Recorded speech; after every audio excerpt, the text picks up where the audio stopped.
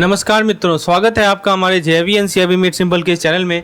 दोस्तों, हमारा जेईई का पीवीबी का क्रैश कोर्स ऑलरेडी चालू है और आज का हमारा यूनिट नंबर 6 को हम लोग कवर कर रहे हैं, जो कि बेस्ड है operational aspect of handling clearing cheques. तो चेक को कैसे हैंडल किया जाए, चेक को कैसे क्लियर किया जाए, इसका जो ऑपरेशनल एस्पेक्ट है वो हमारा यूनिट नंबर 6 है।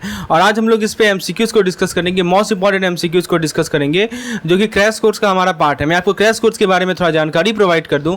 बेसिकली इस क्रैश कोर्स में आपको सबसे पहले पीडीएफ प्रोवाइड किया जाता है, फिर वीडियोस दिए जाते हैं। तो मॉर्निंग में थ्योरी पीडीएफ और थ्योरी वीडियो दिया जाता है और आप उसको कवर करते हैं, और फिर इवनिंग में आप उसी बेसिस पे एमसीक्यूज़ को अटेम्प्ट करते हैं, जो कि क्विजेस के फॉर्म में दी जाती हैं। केवल क्विजेज ही नहीं, आपको एमसीक्यूज़ के लिए पीडीएफ भी दिया जाता है सेपरेटली, और वीडियोज भी प्रोवाइड किया जाता है, जैसे कि अभी हम लोग कर रहे हैं। तो बेसिकली एक फुल्ली फ्लेजेड प्रिपरेशन का एक हमने तरीका निकाला है, जिसके थ्रू आपका कंप्लीटली सिलेबस कवर हो जाएगा और हर एक दिन हम लोग एक यूनिट को टच करते रहेंगे। This is the way of our crash course program. Now let's continue our discussion with the first question that we have. तो पहला क्वेश्चन आपके स्क्रीन पर है, पूछा जा रहा है कि which of the following requirement is not a mandatory for checks under CTS 2020-10 standard। यानी जो भी चेक CTS 2020 स्टैंडर्ड के अंदर है, उसके लिए कौन सा रिक्वायरमेंट मैंडेटरी नहीं है। तो देखिए दोस्तों, CTS जो है हमारा फुल फॉर्म आपको पता होना चाहिए। इसका फुल फॉर्म होता है cheque truncation system, cheque truncation system. तो बेसिकली ये जो CTS 2010 आया था, इसका एम था the following requirement is not mandatory for cheque under CTS 2010 standard. तो ये जो CTS यानी चेक ट्रंकेशन सिस्टम का जो 2010 का स्टैंडर्ड है, इसका एम यही है कि जो हमारा चेक का प्रोसेसिंग है उसे फास्टर बना सकें, राइट। तो ये इसका एम है। अब मैं आपको एग्जांपल प्रत्येक ऑप्शन को लेकर चलता हूँ। पहला ऑप्शन कह रहा है कि फील्ड प्लेसमेंट एज प्रिस्क्राइब। इसका मतलब ये हुआ कि कुछ स्पेसिफिक एरिया है, यहाँ पे ध्यान दीजिएगा, नॉट पूछा गया है। तो कुछ स्पेसिफिक एरियाज़ हैं जहाँ पे चेक पे कुछ स्पेसिफिक एरियाज़ होते हैं जिसको डिज़ाइन किया जाता है कुछ इन्फॉर्मेशन के लिए, जैसे कि डेट हो गया, पेई नेम हो गया,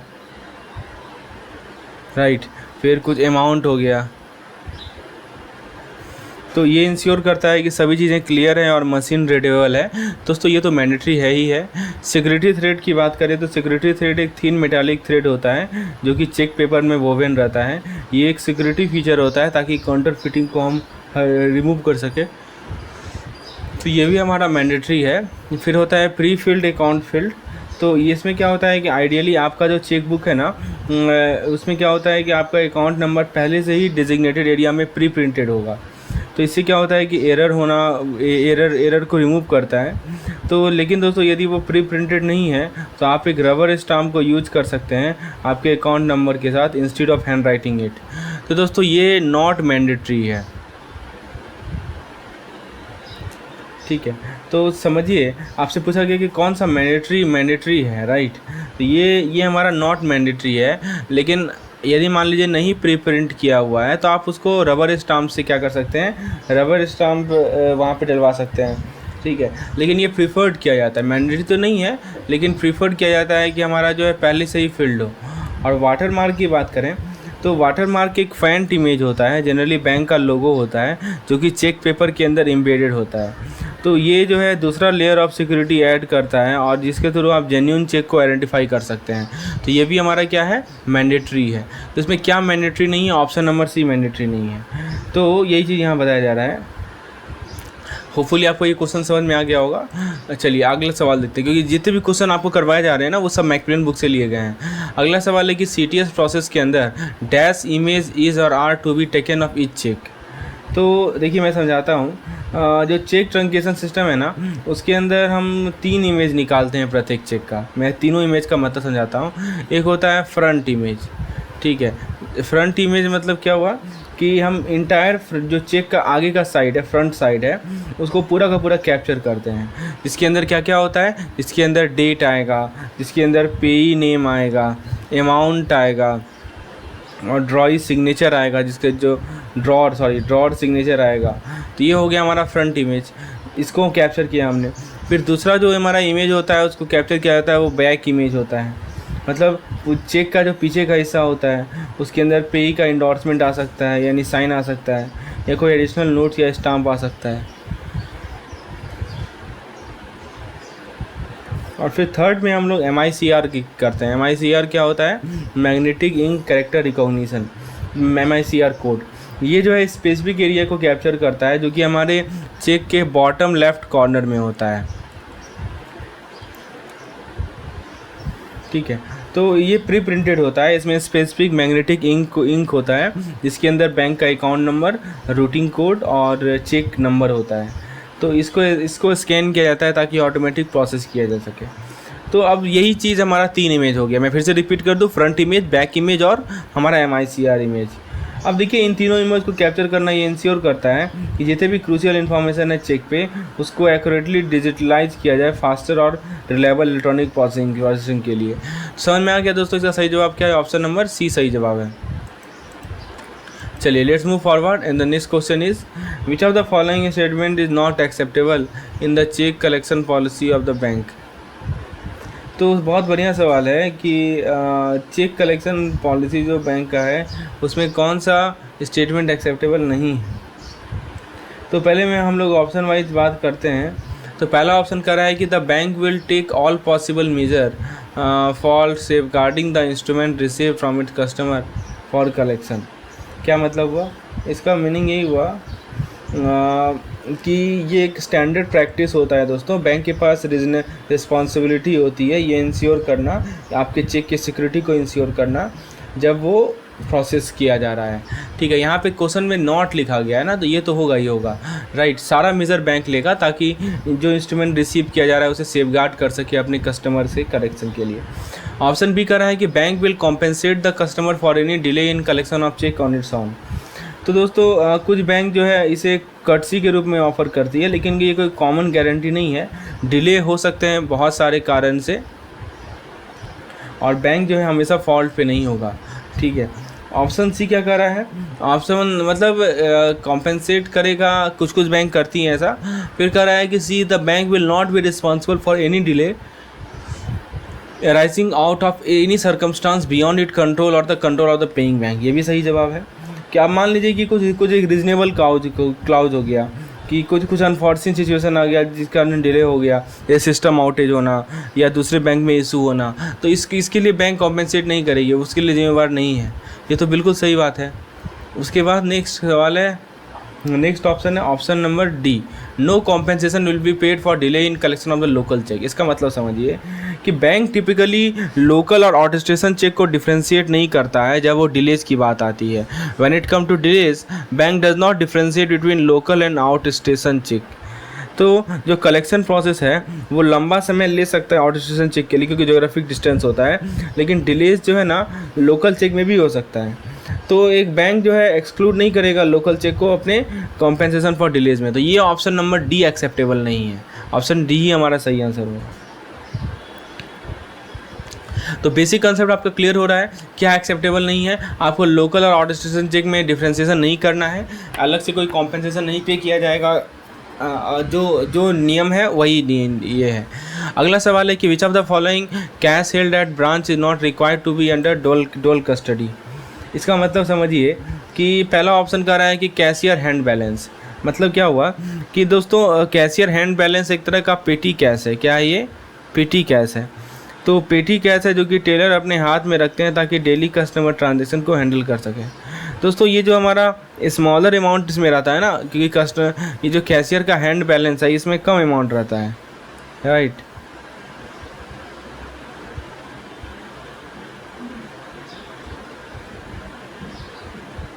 तो वही पॉइंट बताया जा रहा है कि कैशियर का हैंड बैलेंस के रिगार्डिंग ये पेटी कैश है जो कि टेलर अपने हाथ में रखता है ताकि कस्टमर ट्रांजेक्शन को हैंडल कर सके, और स्मॉल अमाउंट इन्वॉल्व होता है, इसलिए ये प्रैक्टिकल नहीं है कि हम डोल कंट्रोल रखें प्रत्येक सिंगल ट्रांजेक्शन के लिए। हाँ, लेकिन बैंक चाहे तो पॉलिसीज़ हो सकती हैं ताकि वो रिकनसाइल करे कैशियर के हैंड बैलेंस को रेगुलरली।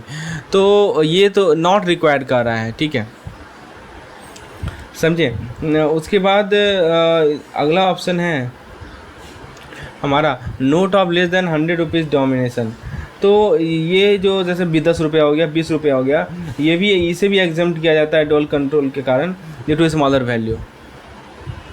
फिर सी क्या कर रहा है? Cash balance in form of coin. अब चाहे कॉइन स्मॉलर वैल्यू, कॉइन तो स्मॉलर वैल्यू का ही होगा, ठीक है, लेकिन उससे कभी कभी क्या होता है कि सब्जेक्ट क्या रहता है डोल कंट्रोल प्रोसीड्यूर से। ऐसा इसलिए क्योंकि they can be easily lost और स्टोलन, उसको आसानी से आप खो सकते हैं या चुराया जा सकता है। ऑप्शन डी का है ऑल ऑफ द अबव, यही सही बात है। देखिए तो देखिए यहाँ से आप क्या किया, यहाँ पे आप क्या देख रहे हैं कि जो कैश बैलेंस है, जो नोट्स है, ठीक है, तो इन दोनों में तो आपको डॉल कंट्रोल तो देना ही पड़ेगा ना। तो कैशियर हैंड बैलेंस में हो सकता है कि आप डॉल कंट्रोल ना दें, ठीक है, तो ऑप्शन ए हमारा सही होगा। चलिए आगे देखते हैं, विच of the following action is proper in handling counterfeit note.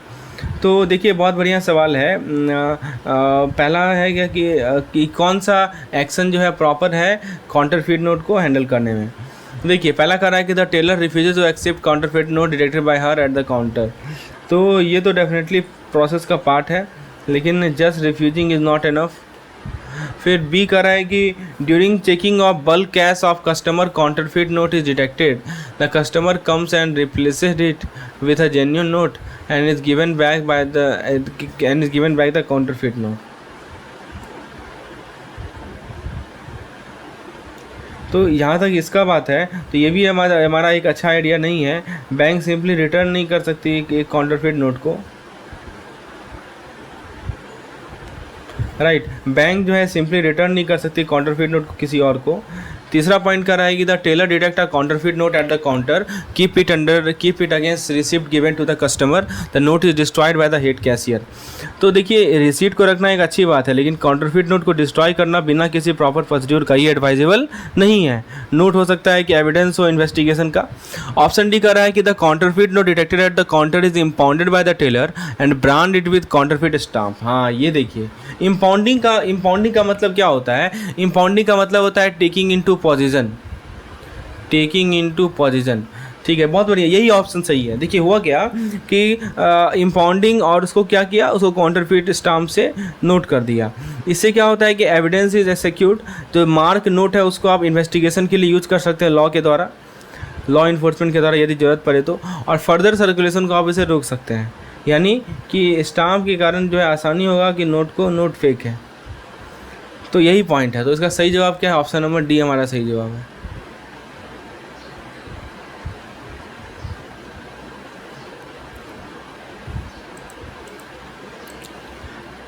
Let's see the next question. Which of the following alteration in the CTS check is permitted if authenticated by the drawer? तो क्या कर रहा है दोस्तों कि इनमें से कौन सा अल्टरेशन जो CTS चेक में है ये परमिट किया जाता है यदि ड्रॉअर उसे ऑथेंटिकेट करता है। पहला कर रहा है कि नेम ऑफ पेई, समझिए, तो मान लीजिए कि पेई का नाम आप बदल रहे हैं चेक इशू करने के बाद, ये तो रिस्की हो सकता है, इसको फ्रॉडलेंट पर्पज़ के लिए यूज किया जा सकता है। अमाउंट इन वर्ड मतलब यदि आप अमाउंट को चेंज करें, या तो जो वर्ड में लिखा गया या फिगर में लिखा गया है, इस कारण से कन्फ्यूजन हो सकता है। अब जैसे मान लीजिए 1000 को वर्ड में लिखा और आपने, लेकिन आप उसको 5000 पे बदल दिया।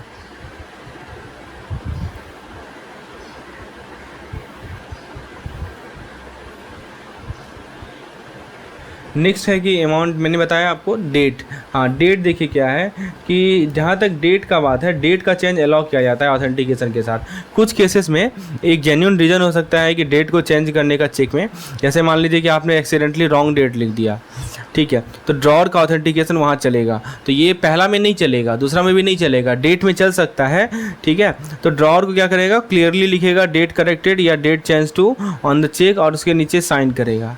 तो दोस्तों ड्रॉअर का ऑथेंटिकेशन के से रिलेटेड कुछ बैंक डिस्करेज करती है date change on the CTS check.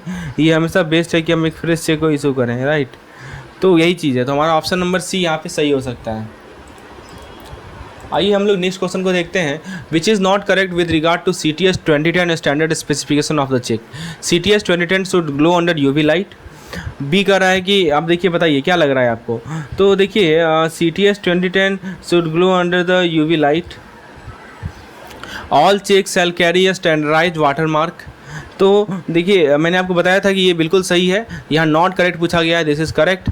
क्यों करेक्ट है, क्योंकि CTS 2010 मैंडेट करता है कि स्पेसिफिक वाटरमार्क जिसका नाम है CTS इंडिया, ठीक है, ताकि ये विजिबल हो जब आप चेक को लाइट के अगेंस्ट होल्ड करें। उसके बाद आता है हमारा नेक्स्ट पॉइंट आता है कि पेंटोग्राफ विथ हिडन और एम्बेडेड कॉपी और वाइट फीचर।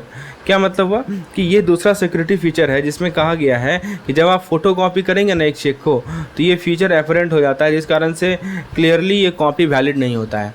और नेक्स्ट करा है कि bank logo should be printed in the UV link. दोस्तों ये एक ऑप्शनल सिक्योरिटी फीचर है जिसके लॉ किया गया है CTS 2010 के अंदर। बैंक चूज कर सकती है कि वो इनकॉर्पोरेट करे अपने लोगों को यूजिंग यूवी लिंक। अब सवाल है कि पहला ऑप्शन जो कर रहा है कि CTS 2010 should glow under UV light. देखिए अभी तक हमने तीन ऑप्शन देखा, BCD तीनों सही है। अब now let's talk about the fourth option, that is why not UV glows. देखिए पहले के जो चेक होते थे ना, जिसमें जो कि यूवी लाइट के अंदर ग्लो करते थे, लेकिन CTS 2010 चेक जो है ना, इसके पास ये कैरेक्टरिस्टिक जरूरी नहीं कि होगा ही होगा। ठीक है, तो याद रखिए, इसीलिए हमारा ऑप्शन नंबर ये यहाँ पे क्या होगा, सही होगा। सवाल है कि किस सेक्शन के अंदर यदि हम CTS 2010 का जो कंप्लीट माइग्रेशन है वो किया गया, कौन सा सेक्शन है। तो दोस्तों बहुत सिंपल, ये कंसेप्चुअल, इसमें कोई कंसेप्ट ही नहीं है, इसमें फॉर्मूला आपको पता होना चाहिए, दैट्स ऑल।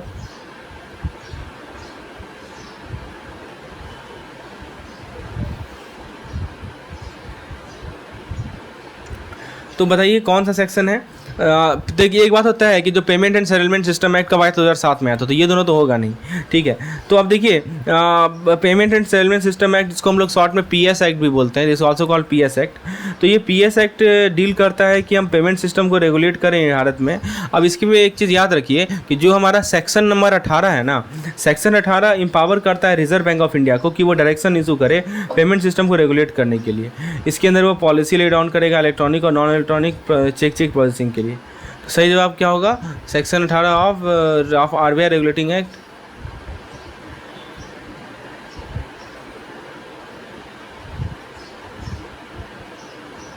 अगला सवाल देखते हैं हम लोग। Okay, what is the next, option number A इसका सही जवाब होगा। What is the next question. Next question है कि जो CTS 2010 है वो मैंडेट करता है कि चेक में कैसा फीचर होना चाहिए। I think we have discuss this, मैं फिर से रिपीट कर देता हूँ। पहला कह रहा है फील्ड प्लेसमेंट।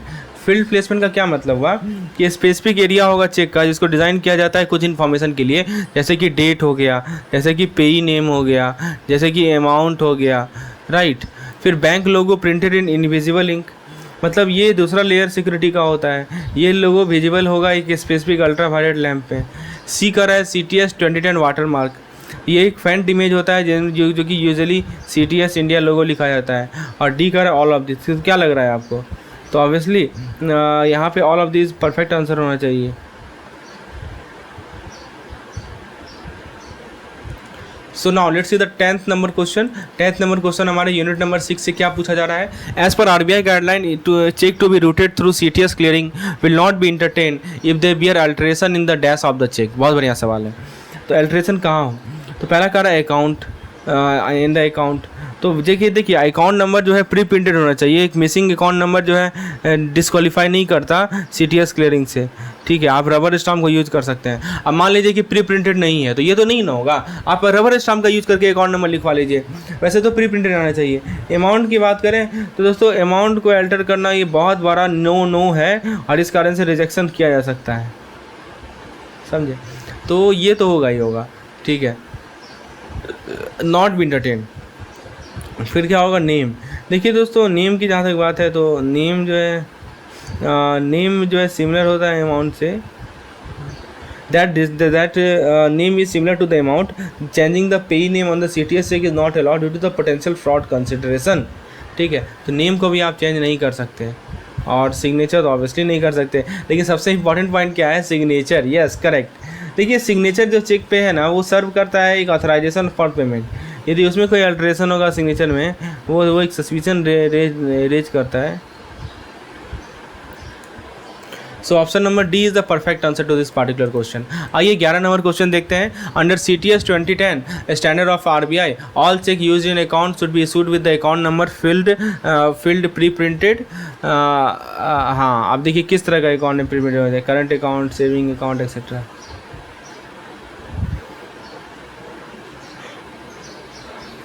तो देखिए सबसे पहले सभी अकाउंट टाइप को आप प्री प्रिंटेड रखिए। ठीक है। तो सभी अकाउंट, अब ऐसा कुछ नहीं है कि करंट अकाउंट या सेविंग अकाउंट या से करंट अकाउंट, तो option A is the correct answer. अगला सवाल है कि CTS 2010 के जो इशूज़ हैं वो किससे रिलेटेड हैं।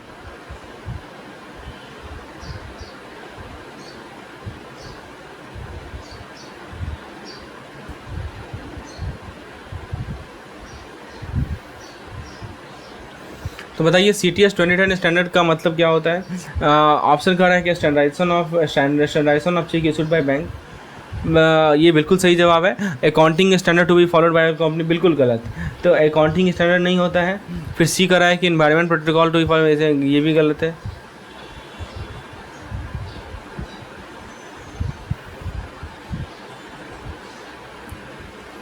नेक्स्ट क्वेश्चन है कि which of the following feature of cheque under CTS 2010 standard regarding watermark is correct. Watermark के रिगार्डिंग कौन सा स्टेटमेंट का लगता है। पहला कह रहा है कि all cheque shall carry standardise watermark, क्या लगता है आपको। बिल्कुल सही है, ये कंसिस्टेंसी को इंश्योर करेगा और ताकि आप आसानी से एक जेन्यून CTS 2010 चेक को आइडेंटिफाई कर सकें। The words of water mark will be CTS India, ये भी सही बात है, ये एक सिक्योरिटी फीचर की तरह काम करता है। Water mark should be diamond in shape and diameter should be 2.6 to 3.0 centimetre.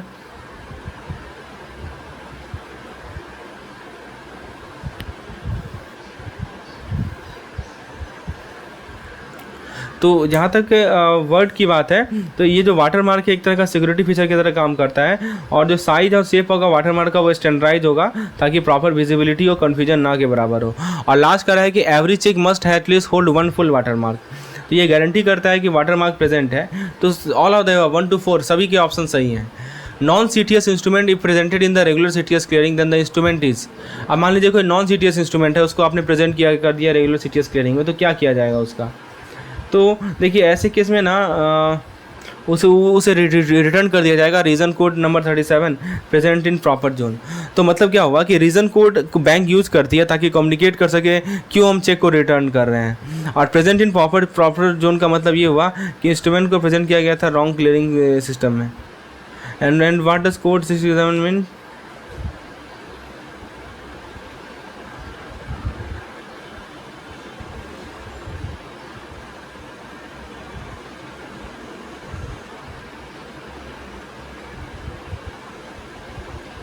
तो फ्रेंड्स ये था हमारा आज का सेशन। इसी प्रकार से हम लोग डेली बेसिस पे MCQ को डिस्कस करेंगे। आपको यदि क्रैश कोर्स में इनरोल होना है तो आप मुझे इस नंबर पे व्हाट्सएप करके डिटेल जानकारी प्राप्त कर सकते हैं। This is the WhatsApp number, आपके स्क्रीन पर व्हाट्सएप नंबर शो हो रहा है। यही नंबर आपको डिस्क्रिप्शन में मिल जाएगा, उस लिंक पर क्लिक करके मुझे डायरेक्टली कॉन्टैक्ट कर सकते हैं क्रैश कोर्स के कंटेंट के रिगार्डिंग। धन्यवाद।